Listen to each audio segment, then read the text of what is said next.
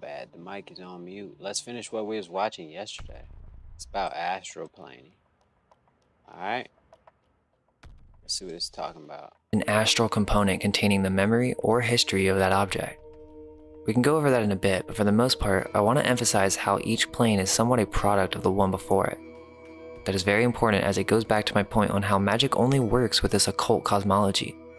Otherwise, without the theory, one cannot properly perform this art to his advantage. Belief and perspective of reality do have an effect on magic. The more open-minded one is, the more results it will experience in these occult arts. The physical plane is a product of the etheric, which then is a product of the astral, which then is a product of the mental planes, which then is a product of the Godhead. You can make physical changes on the physical plane by manipulating the etheric. You can make changes in the etheric realm by manipulating the astral.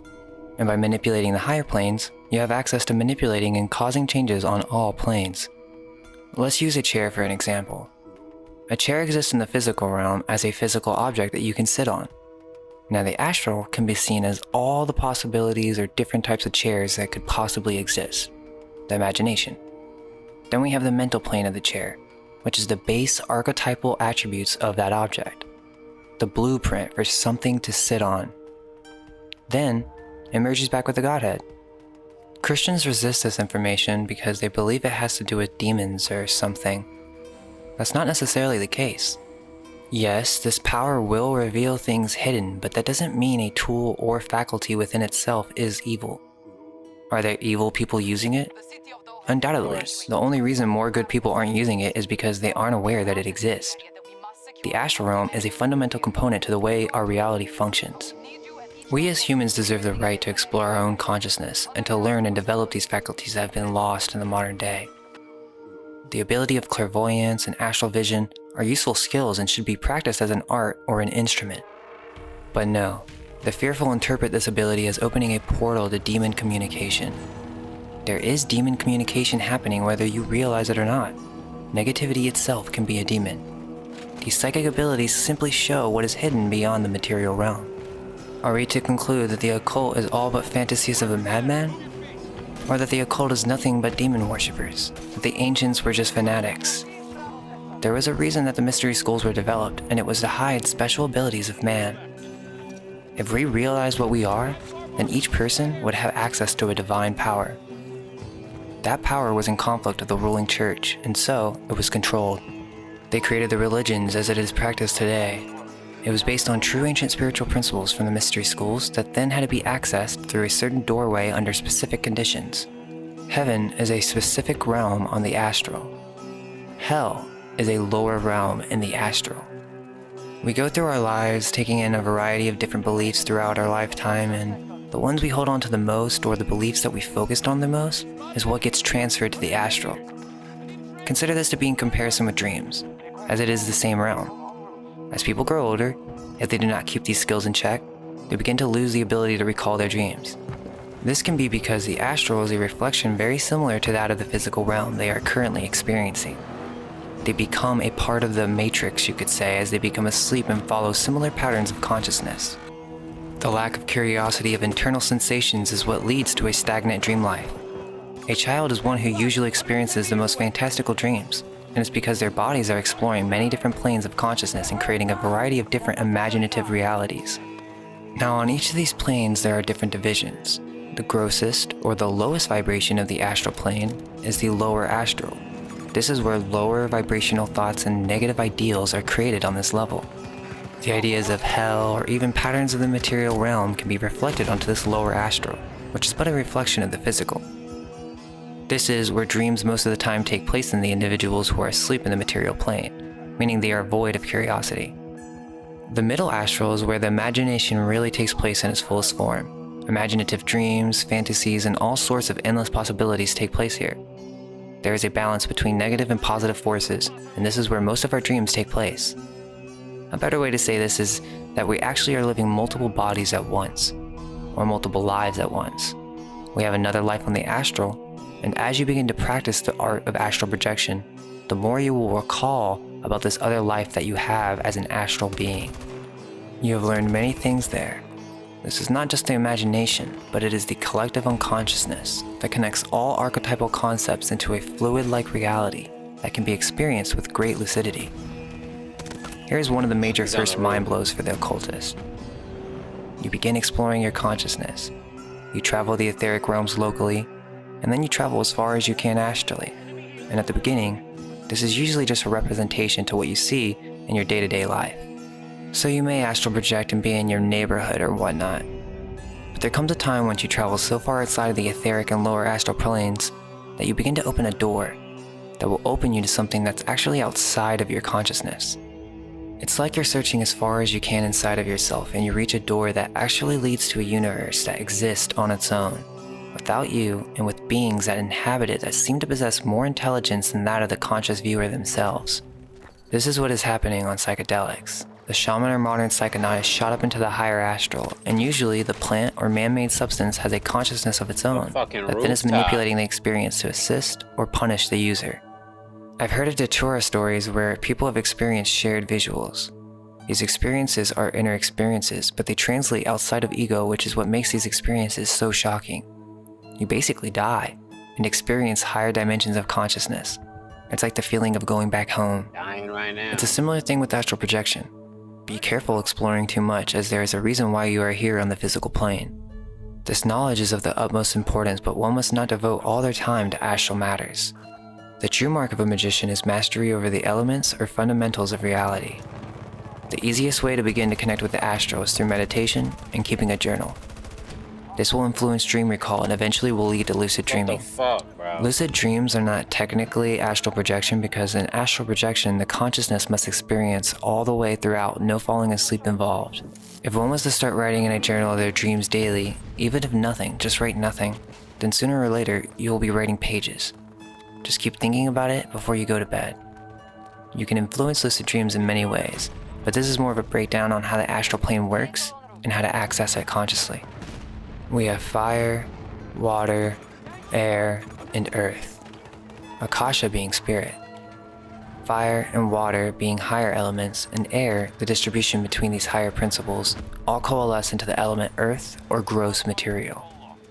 In order to safely project into the astral plane, one must learn to come in contact with these basic principles. It seems silly to one who is coming from the modern worldview, but these elements are an attempt to classify all manifestation into their basic attributes. The homunculus legend of a man created within a jar is a perfect example of occult hidden knowledge. Paracelsus was encoding a secret esoteric teaching, which was how to create another man, or body, in which you can travel into the astral realm. This body is called the body of light. More to be explained. In the oldest book of wisdom, the Tarot, something has already been written about this great mystery of the elements. The first card of this work represents the magician pointing to the knowledge and mastery of the elements. On this first card, the symbols are the sword as the fiery element, the rod as the element of the air, the goblet as that of the water, and the coins as the element of the earth. This proves without any doubt that already in the mysteries of yore, the magicians were destined for the first tarot card, mastery of the elements having been chosen as the first act of initiation. What? Akasa That's cool. is the so-called quintessence of the four other grossly elements. Each element has two polarities, an active and passive, or positive and negative. The principle of fire. According to the Principle of Oriental fire. scriptures, the first element born from Akasa is believed to be the element of fire.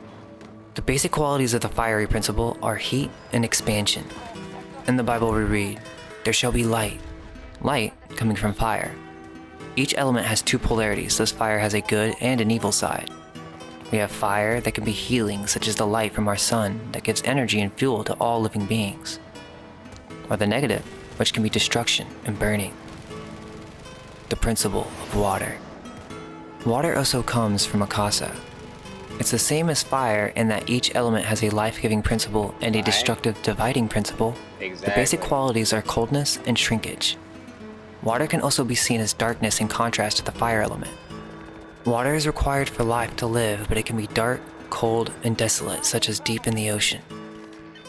The principle of air. Another element derived from Akasa is that of air. The initiated do not regard this principle as a real element, but they grant it as role of a mediator between the fiery and watery principles. becoming a neutral equilibrium. Through the active and passive elements of fire and water, life has now become animated. When we speak of fire, water, and air, they are not to be regarded as ordinary elements such as physical fire or water in a glass or the air we breathe, but in the case of the elements, they are universal qualities of all elements concerned. They are the basic principles of life: expansion, constriction, electric, magnetic, positive, negative, and balance and animation. The element of earth. It was said that air does not represent a true element, and the same is true for earth.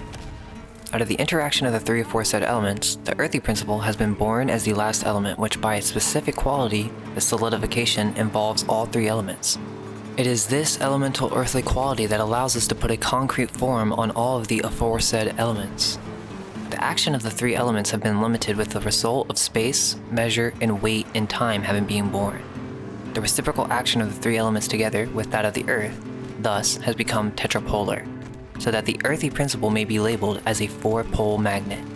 This is the subjective becoming objective. The realization this element represents, it shall be. Now, one can then connect to each element and gain the approval of each archangel that resides within the spirit of each element. These fundamentals can be used in magic for creating a second man, or the homunculus, the astral light, in which you can transfer your consciousness to and create a body that not only can be manipulated in first person, but can be assigned its own individual consciousness. This astral light can be used to create a variety of astral forms, but we must wait, in time. There's still much to learn about this delightful plane that is well known to the elite mages but hidden and mysterious to the neophyte. You see, the reason people are experiencing sleep paralysis is because sometimes they use methods that force an astral experience when they're not ready. This forced astral separation can cause a shock to the system, and sometimes the user is not conscious throughout the projection. They are practicing repeating visuals or some type of exercise to influence the third eye, and at one point, they fade out and wake up again once this astral separation is happening. There are many variables, but a good conclusion would be that these are shadows that have yet to be faced, or fears manifesting themselves immediately. I know for a fact that these forms can be changed simply by the power of imagination, but in some individuals, it's so shocking to be out of your body and being faced with mental thought forms face to face. They are very real, but at the same time, they do not have power over you. One way to protect yourself is through ritual. If you're going to learn to project into the astral, then you need to consider yourself a magician. Every time I spawn. It seems crazy, right? But only to those who aren't educated in such matters.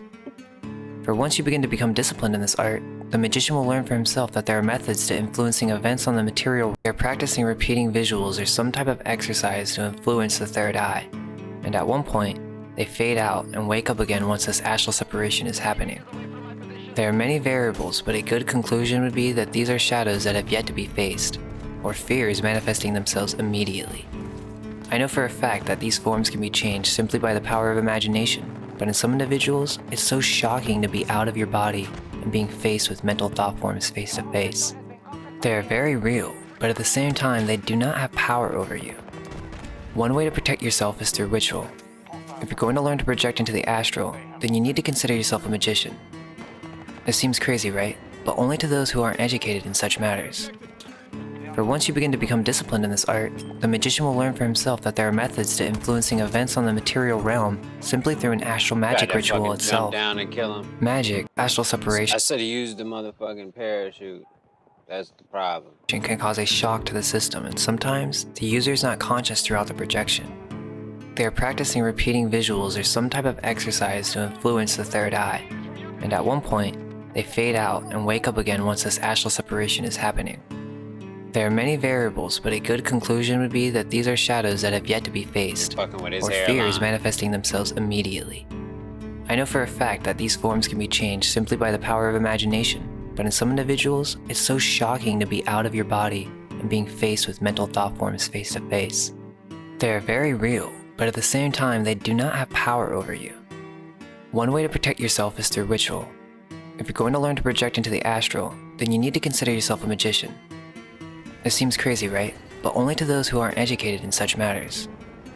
For once you begin to become disciplined in this art, the magician will learn for himself that there are methods to influencing events on the material realm simply through an astral magic ritual itself. Magic, again, is just a tool. Whether you're aware of it or not, you do astral magic every day. It's not conscious magic, but to think and to do is a process of the higher manifesting into the lower. Your personality, ego, pursuits, and goals are a product of astral magic.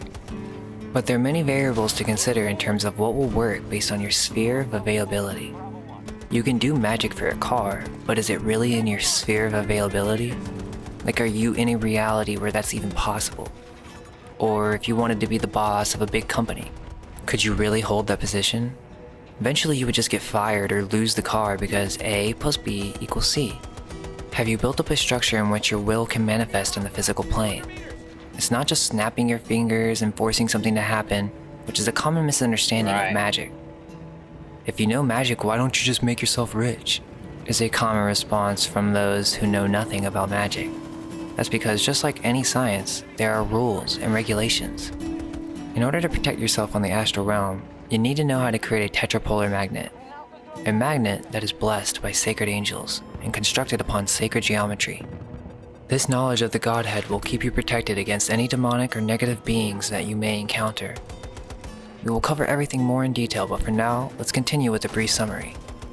What will you encounter in the astral realm? Well, as was said at first, it is like you're exploring a representation of your subconscious or a mirror realm of the reality you experience here. But there are weird alterations or nuances that obviously make it more fantastical, but there comes a point where you enter a doorway, or a realm that seems to be a doorway from within yourself that actually leads to a universe even farther outside of you. Even grander in scale that has its own intelligences and life forms that seem to have their own existence. One of these beings are called shadow beings, that linger on the etheric and lower astral planes. These beings could be suppressed fear that has gained intelligence most likely from a host.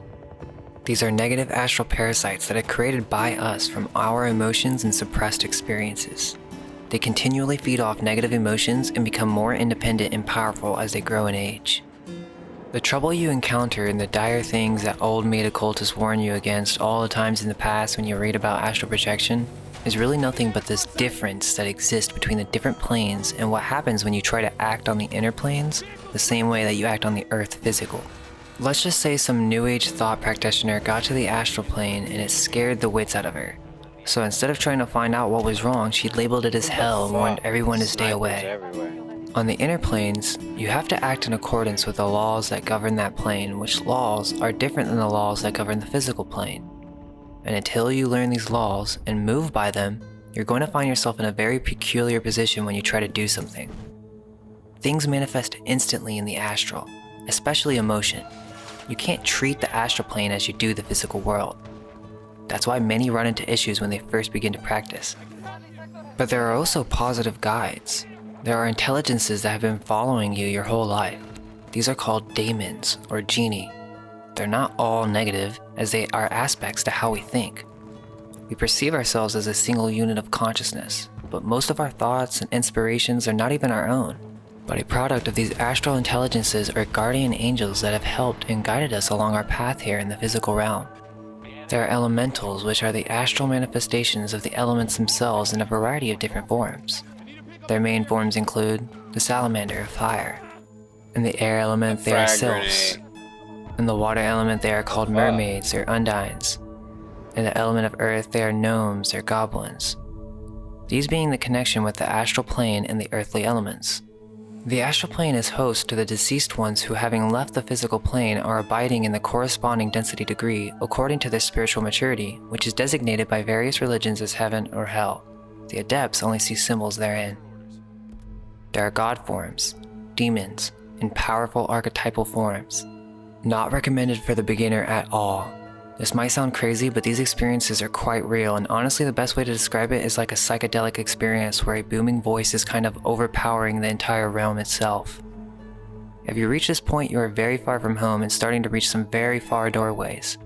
You don't want to open a door that you can't close, so just keep it simple for now and avoid the subject matter. Keep it simple, You aren't stupid. likely to just randomly encounter a god or a demon unless you specifically go looking for it. Ancient spirits are an entirely other topic. I wouldn't worry too much about what you will encounter. You just need to ask yourself, does this interest you? If so, there is a reason and you must follow it with genuine curiosity. the clairvoyant eyes must be guarded with great responsibility. We know the Spider-Man quote, "With great power comes great responsibility." Some may say, well, why do I need to go explore the astral plane? I have everything I need with Jesus. Well, that may be so, but it's more than just exploring willy-nilly and flying around. That's great and all, but like I said, I wouldn't fly too far away if I were you. I honestly don't go far at all. You want to stay low-key and build up your abilities, much like an open-world RPG. Hit by another Exploring tank. long range before you know what you're doing can get you lost. Gaining skills is an art that can benefit your life, like painting. One with clairvoyant eyes or one who has mastered their astral senses have gained proficiency in a talent that takes much skill and creativity. Painting? They say Nikola Tesla had photographic memory or whatever, but it's more likely that he knew how to astral project. Not using the techniques that magicians use, such as the body of light, but simply through his natural ability to simply visualize material objects. It's a very useful skill. Imagine being able to spend hours in the dream realm, in the conscious state, researching and developing skills and talents that you don't have time to do in the physical realm. You could consciously project yourself to a library and read. You could develop blueprints and make plans for a house or building. The blueprint. Or as the ancient magicians figured out, you can directly manipulate physical events through different rituals on the astral realm. A tool can be used for what one wishes to do with it, and in this case, it can cause changes in consciousness and for the pursuit of higher principles. Developing one's body of light so that when the material body passes, there is a vehicle in which the soul can continue to exist. Otherwise, it is replenished and will be reset, making it difficult to build up soul karma. These skills that you develop now in the astral will transfer to your next life. That is why some people have a natural talent for the occult.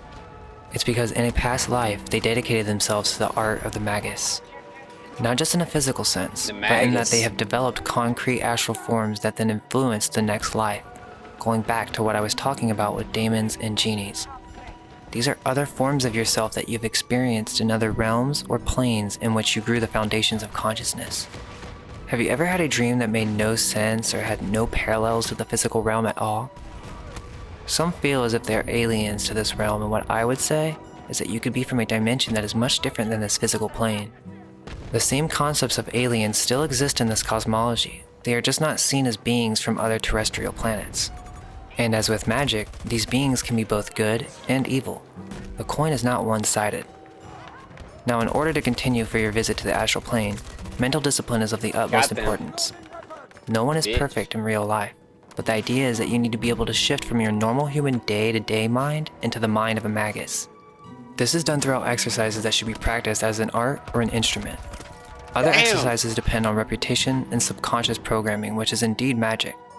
One should not do magic in order to go to the astral plane. If you do not possess the ability to focus on one thought for an extended length of time, then once you meet more powerful intelligences on the astral, they will have power over you.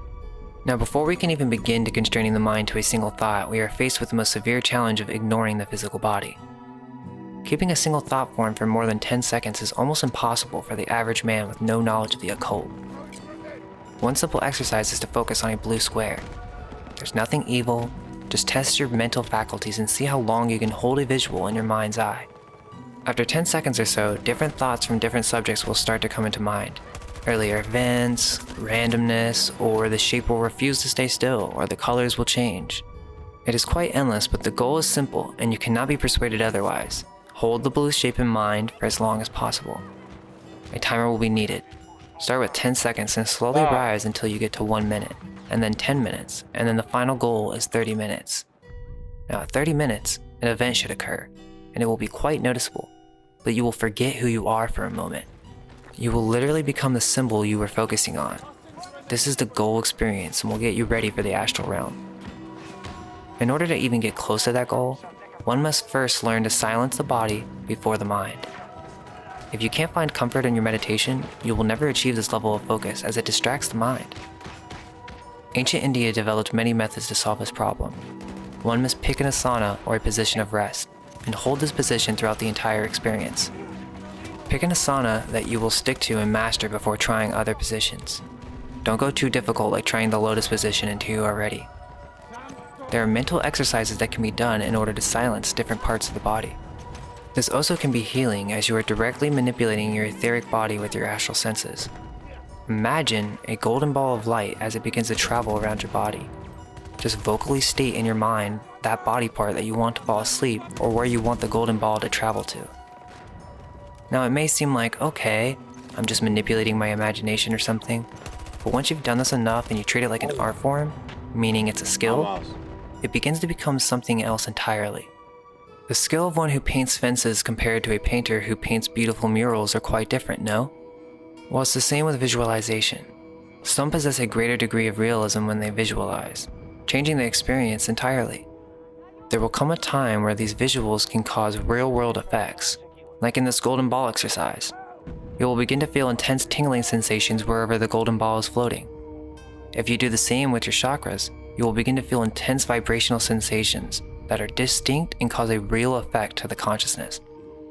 Chakra meditation will lead to more frequent lucid dreams and OBEs, but again, these things must be taken one step at a time. Through mantra, one can assist the process of silencing the mind. You can use some famous mantra like Om, or you can literally just make one. Create some type of symbol or word that you want to focus on and turn it into a mantra. Scramble it and create a simplified version. So maybe you want to focus on silencing the mind. Then simplify to silence, and you can meditate on repeating the word silence. This will kind of create a firewall where now the thoughts have a hard time distracting you because you're already in focus on a single point, the mantra. Some may say, well, how does this apply to me? Well, the occult arts aren't for everyone, but many are interested, and in the modern age it seems that the subject matter is being lost in a new cosmology. The so-called truth community is worried about such fearful matters such as cataclysm, controllers, and parasites, when really we are what contain the power. They control us through these astral methods that I've been discussing, yet many are being controlled simply by giving them that fear. Many want to escape the matrix, and that's great, but how's one going to do that with no money and no power? We all possess the ability to create the life we envision, and it has nothing to do with just asking for material desires through magic. This art form develops the mind in a way that you become in line with the universe, and you could say, become an attractor, or your luck factor goes up. The universe is giving you a helping hand in creating the reality you wish to experience. We all should know by now the powers of creative visualization and attracting material experiences into our lives. This is the New Age revival known as The Secret, which actually really is just a secret distorted as much as it possibly could be. The secret is that mind and reality are integrated. That's why it applies to you. I'm showing you a way to go about this process consciously and with respect, instead of letting external forces rule you. Okay, you're a Christian? Well, the whole Bible is based on the esoteric doctrine. It comes from the tarot. Even the Gnostics were great mystics developed in these basic faculties of mind. There's nothing wrong with strengthening your mind, intellect, and creating a reality that you wish to experience here on the physical realm. Instead of praying to a god for something you need in life, which is magic, why not develop the skills and opportunities that you need yourself using your conscious magic? You're either suffering at the magic of others or the fact that you're ignorant of your own magic. It's a tool, and unfortunately many abuse it, but it is a fundamental art and ancient in its origin, and we must continue to revive its essence to the best of our ability. Now we will assume that you have mastered thought discipline, trained with each element individually, and have achieved deep states of meditation. We will begin with the protection ritual, as it is a great insight into what this experience entails, and how you can protect yourself from the magic of others. Begin with understanding the shape of the pentagram. It is not an evil shape. It is a sacred shape, for it is the quintessence. It is all the elements represented as a whole, and the symbol has been distorted and misused in the modern day. It does not mean Satanism. When the pentagram is facing down, it means all the gross elements are somewhat above Akasa or spirit. But when facing up, in its correct form, it represents the true distribution, which is Akasa on top and the grossly elements below. Before we learn about the ritual, you must understand what I mean by drawing the pentagram. In the ritual, depending on how you draw the pentagram determines what you are trying to achieve. Are you attempting to invoke a spirit or bring it down to you? Or do you want to banish our ability? Now we will assume that you have mastered thought discipline, trained with each element individually, and have achieved deep states of meditation. We will begin with the protection ritual, as it is a great insight into what this experience entails, and how you can protect yourself from the magic of others. Begin with understanding the shape of the pentagram. It is not an evil shape. It is a sacred shape, for it is the quintessence. It is all the elements represented as a whole, and the symbol has been distorted and misused in the modern day. It does not mean Satanism. When the pentagram is facing down, it means all the gross elements are somewhat above Akasa or spirit. But when facing up, in its correct form, it represents the true distribution, which is Akasa on top and the grossly elements below. Before we learn about the ritual, you must understand what I mean by drawing the pentagram. In the ritual, depending on how you draw the pentagram determines what you are trying to achieve. Are you attempting to invoke a spirit or bring it down to you? Or do you want to banish a spirit? What you will do is with your physical body, you will perform this basic ritual. Start from your left hip, go above your head, continue to the right hip, move to outside your left shoulder, draw a cross beyond your right shoulder, finish where you began. When you do these motions, use a magical dagger specifically designed for this purpose. You must be able to see a bright blue flame that has electrical energy with extreme visual detail, and you must be able to hold this vision entirely with no breaks or distortions. This is why the basic exercises of thought control were explained at the beginning of the video. Okay, so let's take a break here. I originally recorded this entire series as a single video, but during the editing process, I decided that He decided that he was gonna make it its own video. Got it. Dig that.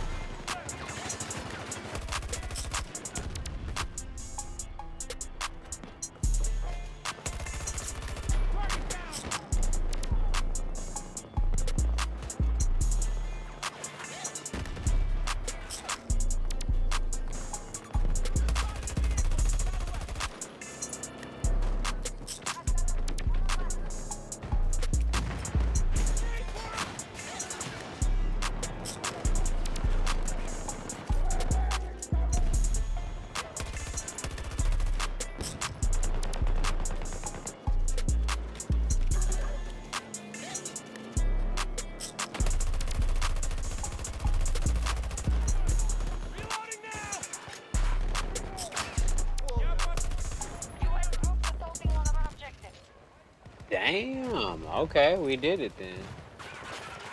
Hold on.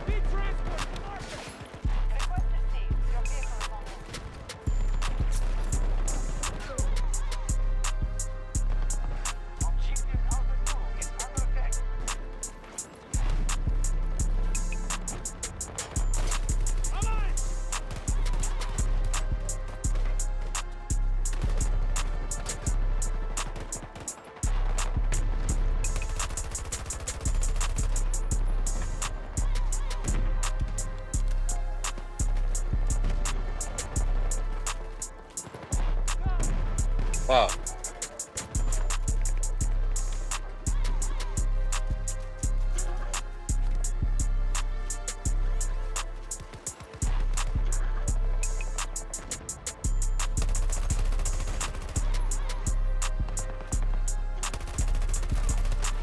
Fuck.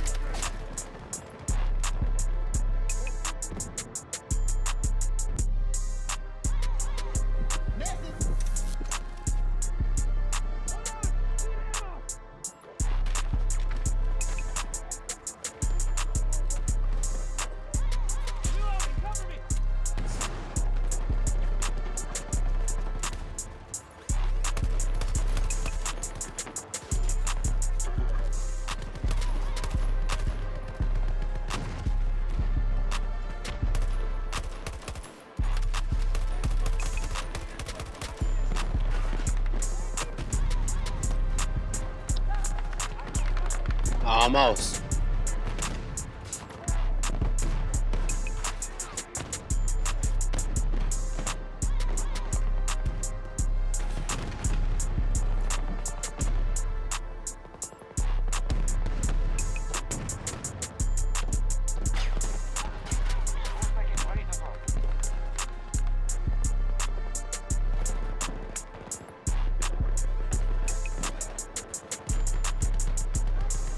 Damn, bro. Looking for this shit I was watching last night. Can't find it now, though.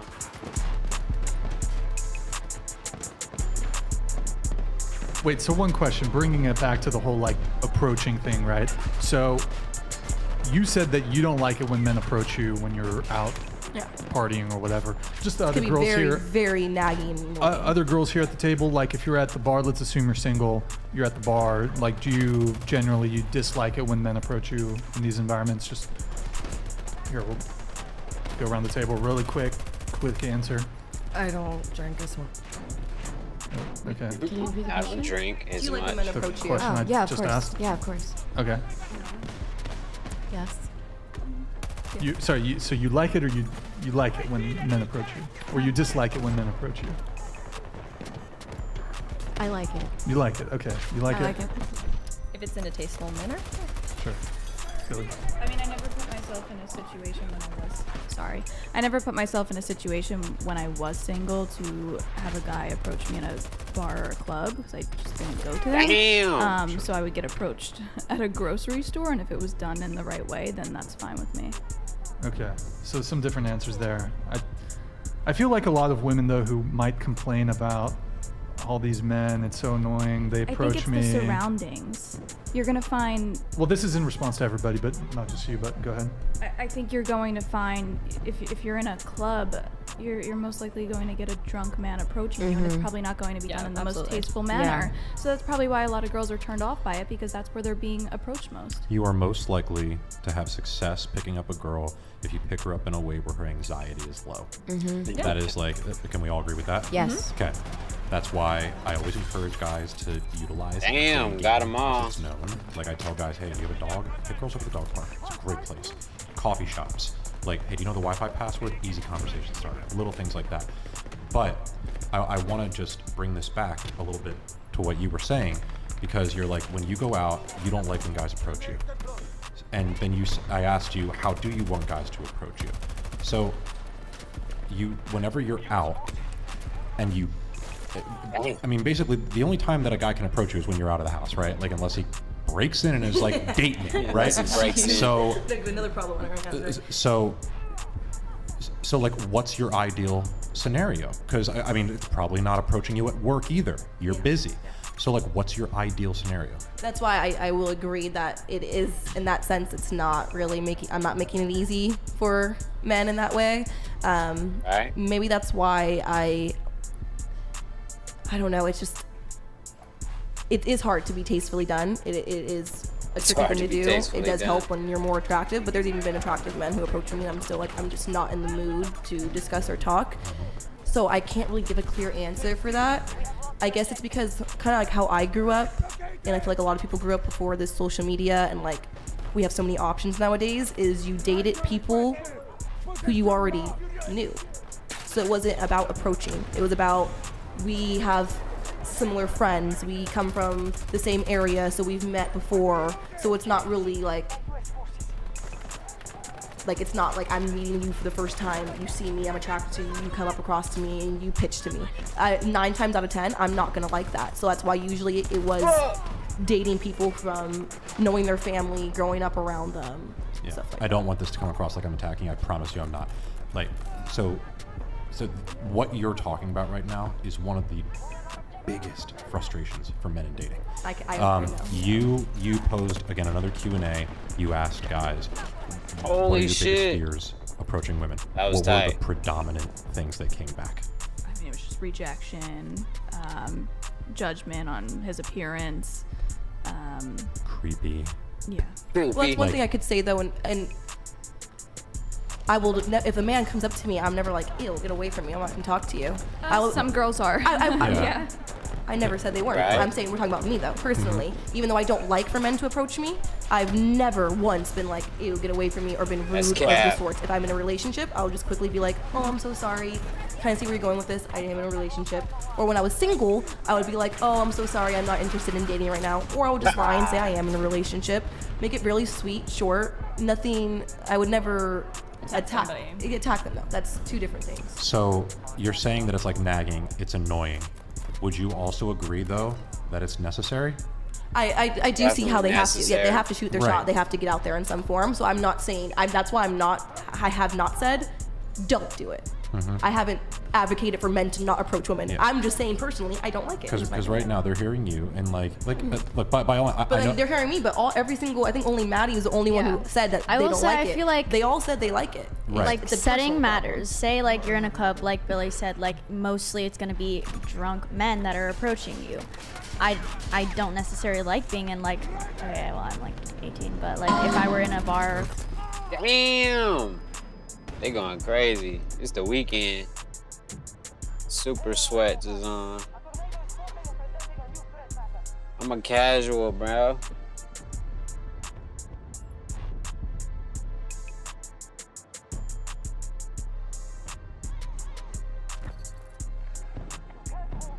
Do these kids get any sleep or what?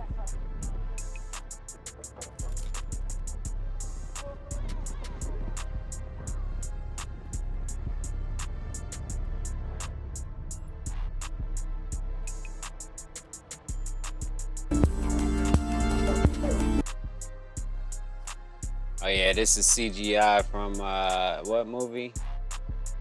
Mankind for All Mankind. Objective set.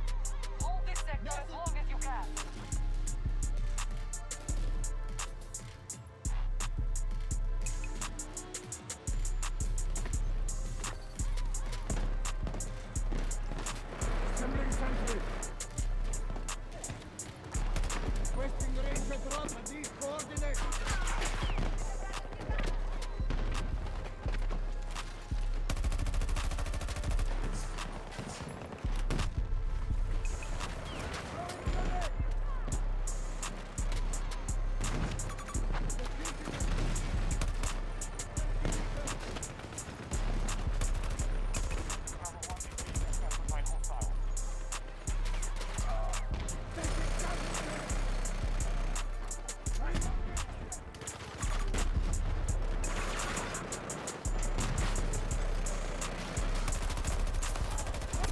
Damn.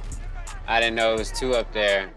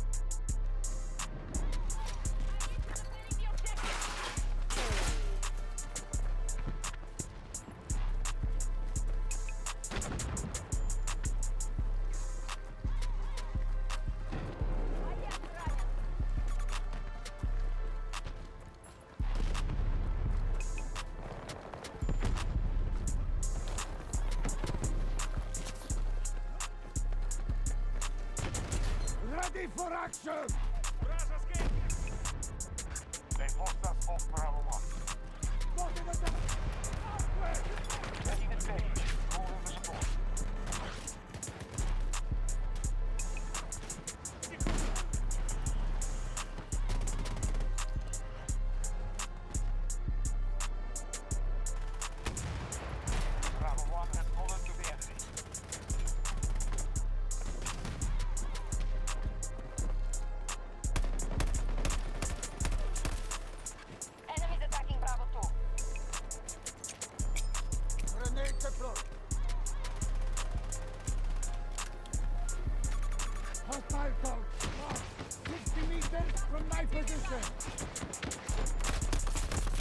Damn. Got killed.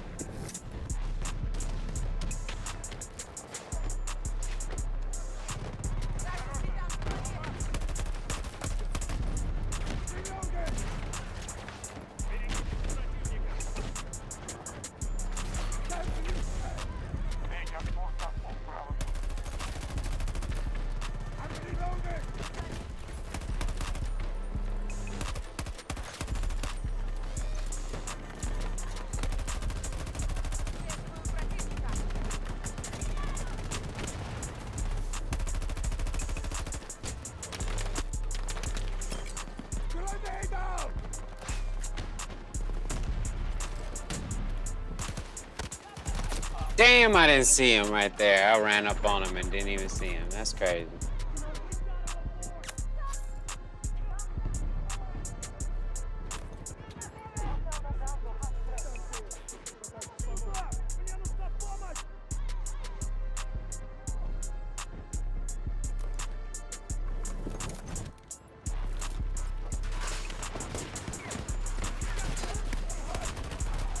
That was close.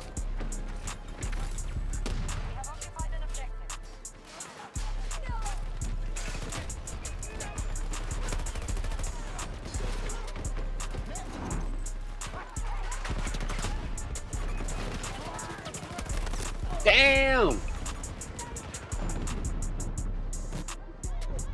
Going down, low key. Sheesh.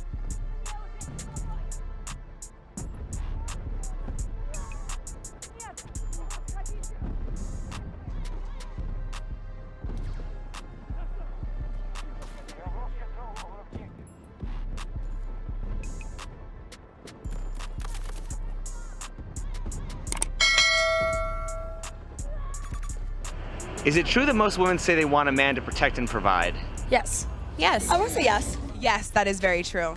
Yeah, 100%. You want to feel comfortable with your lover. You want to make sure that they can protect you. What if I told you the idea of men protecting and providing is a social construct reinforced by the patriarchy? It's probably true. I definitely see that standpoint, but I also think it goes back into our primitive instincts, right? Like hunters and gatherers. So the more dainty, not as muscular build Feminine. people, which typically are women, were the gatherers and stayed at home, and the men went out and they hunted. So I think that's kind of how that whole social construct began. It's kind of in our DNA. It's almost primitive. If patriarchy is bad, why do women still expect that from men? Is patriarchy bad, or are feminists just telling us it's bad? I don't believe the patriarchy is a thing. I believe the matriarchy is a thing. We live in a Western world where women are the biggest voting bloc. Women are the biggest spending bloc.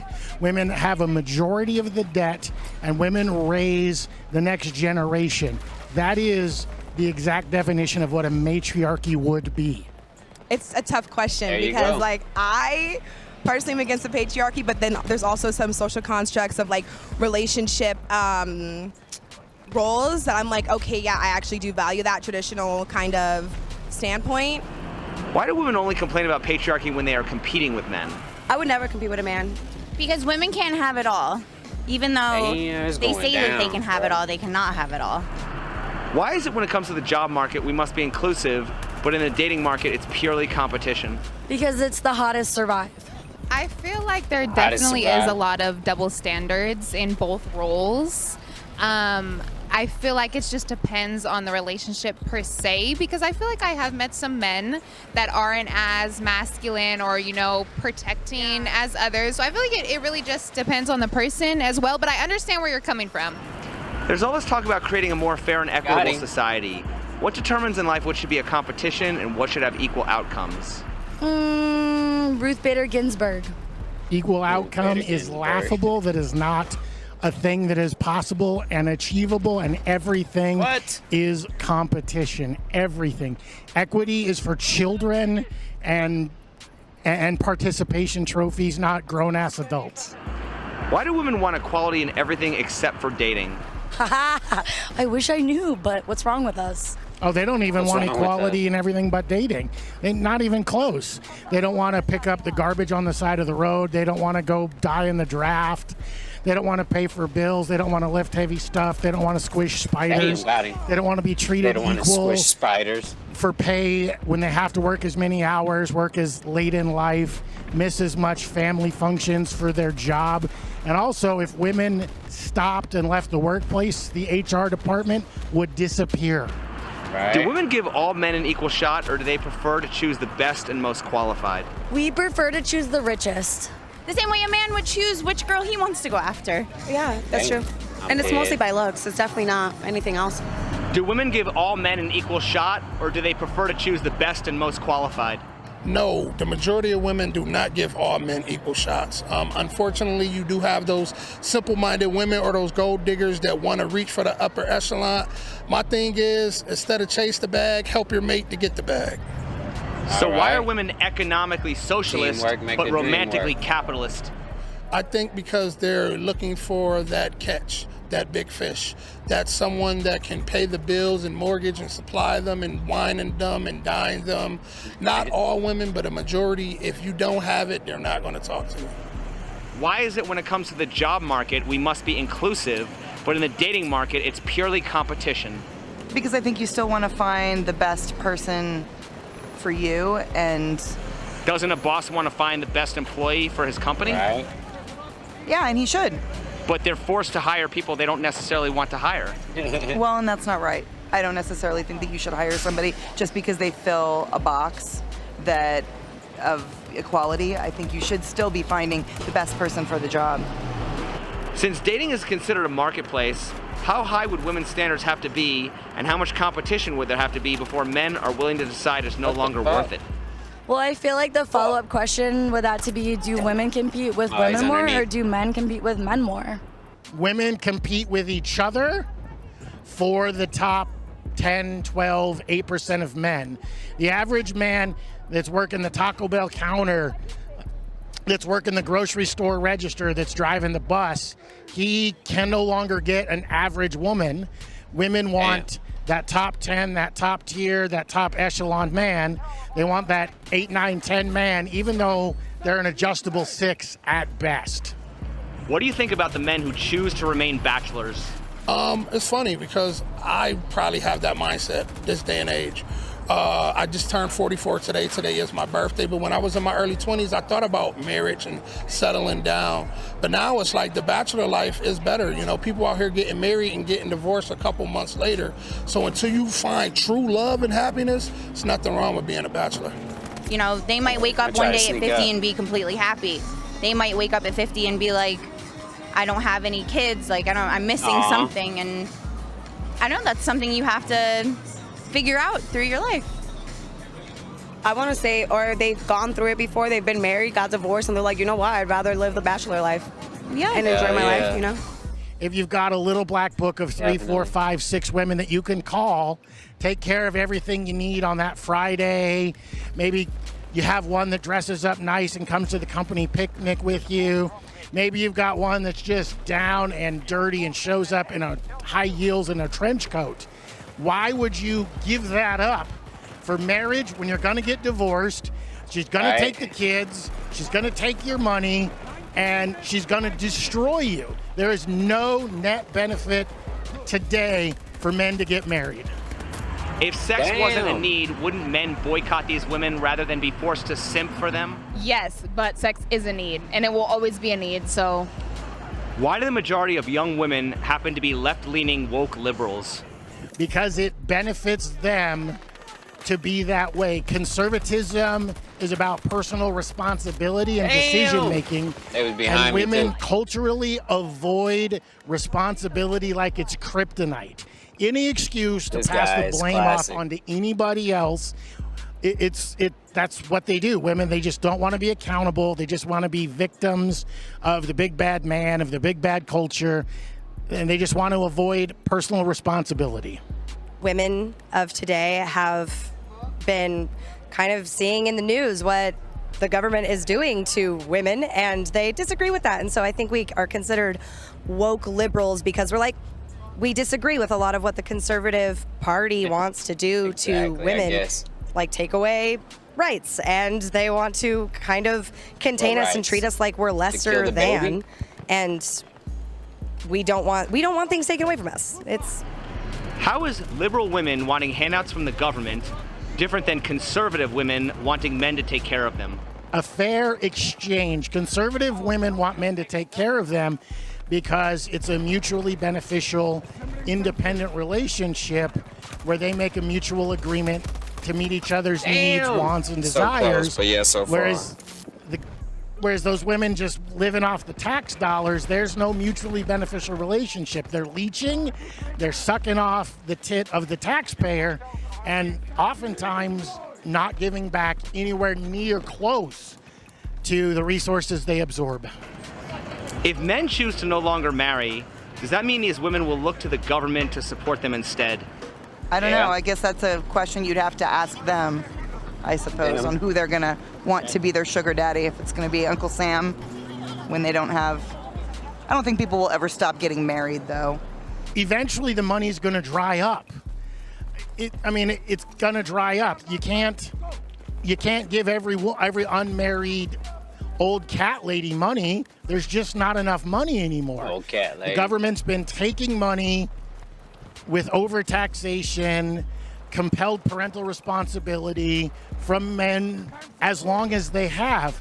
And once men stop marrying, stop having children out of wedlock, and if they just pay their child support, all these women, Right. when they turn 40, 45, 50, as much as they say now they'll be happy, they're not going to be happy with no family, no husband, no children, and 4 or 5 cats running around. Are women by nature This more guy's socialist because they want to be provided for? Yes, women want everything they can get, every handout, because it's easier and it's what they're used to. I mean, let's be honest, fellas. If we were a 16-year-old woman and we spent 5, 6, 7 years with people giving us everything we wanted just simply for existing, that would be a hard behavior to break. Be a real Right. hard behavior to break. That's why when the wall comes, 30, 32, 33, somewhere in that, these women are panicking because they've never had to be responsible, never had to earn really anything. It's been Damn. just given to them simply because they're pretty and they look nice, and men will do anything to get the attention of a pretty woman. Right. Are they more socialist because women are more collective, hive-minded? Mm-hmm. Yeah, well, you have to stick together. I mean, I guess if you feel like you're being held down, then you've got to band together with the other people who are in your corner. Women will lie to each other in protection of the group, in protection of the subset. Women will lie. You will say Lizzo is a Women 10 will when lie. Lizzo is not a 10. You will Lizzo lie is and say, not a go 10." girl, you got that. You should divorce that man when you know you shouldn't. Women will lie to protect each other, to promote each other, to tear each other down, because it's all about Damn. feelings above facts. What's the difference between feminist women Feelings shaming men above for facts, being sounds masculine about right. versus traditional women shaming men for not being masculine enough?